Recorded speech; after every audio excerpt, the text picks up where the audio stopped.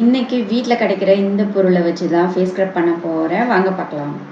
இதில் நான் கொஞ்சம் காஃபி பவுடர் போட்டிருக்கேன், கொஞ்சமாக சுகர் போட்டிருக்கேன்.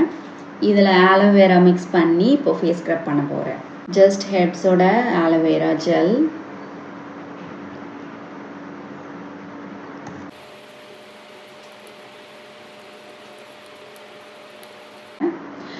ஃபேஸுக்கு ஸ்க்ரப் பண்ணும்பொழுது காஃபி பவுடர் ரொம்ப நைஸாக இருக்கிற பவுடரை சூஸ் பண்ணுங்கள்.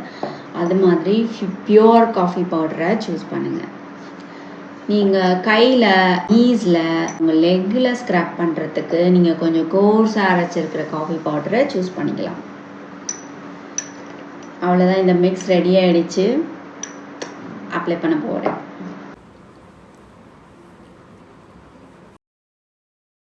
ஸ்க்ரப் பண்ணியாச்சு. இப்போ நான் இதை வைப் பண்ணி எடுக்க போகிறேன்.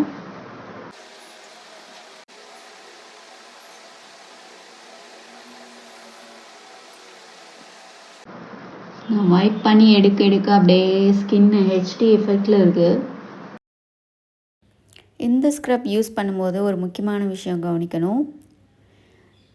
இந்த ஸ்க்ரப்பை நீங்கள் வீக்லி ஒன்ஸ் இல்லைன்னா 2 வீக்ஸ் ஒன்ஸ் அந்த மாதிரி தான் யூஸ் பண்ணணும்.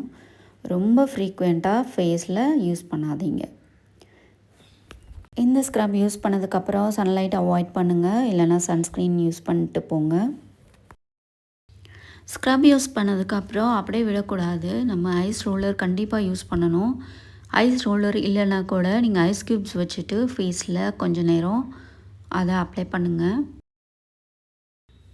ஐஸ் யூஸ் பண்ணுறதுனால பிளட் சர்க்குலேஷன் இன்க்ரீஸ் ஆகும். இதனால் புது செல்ஸ் உருவாகி நியூ ஸ்கின் வரத்துக்கு இது ஹெல்ப் பண்ணுது. சைனஸ் ப்ராப்ளம் இருக்கிறவங்க மட்டும் கொஞ்சம் கேர்ஃபுல்லாக கண்ட்ரோல்டாக யூஸ் பண்ணுங்கள். இது முடித்ததுக்கப்புறம் ஃபேஸை நல்லா வைப் பண்ணிவிட்டு திரும்ப கொஞ்சம் ஆலோவேரா போட போகிறேன். கொஞ்சமாக ஆலோவேரா ஜெல்.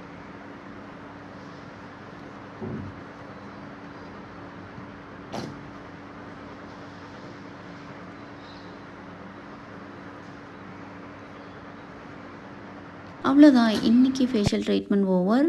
இந்த வீடியோ உங்களுக்கு பிடிச்சிருந்ததுன்னா ப்ளீஸ் லைக் பண்ணிவிட்டு போங்க. நெக்ஸ்ட் இதே மாதிரி ஒரு வீடியோவில் உங்களை பார்க்குறேன். பாய்.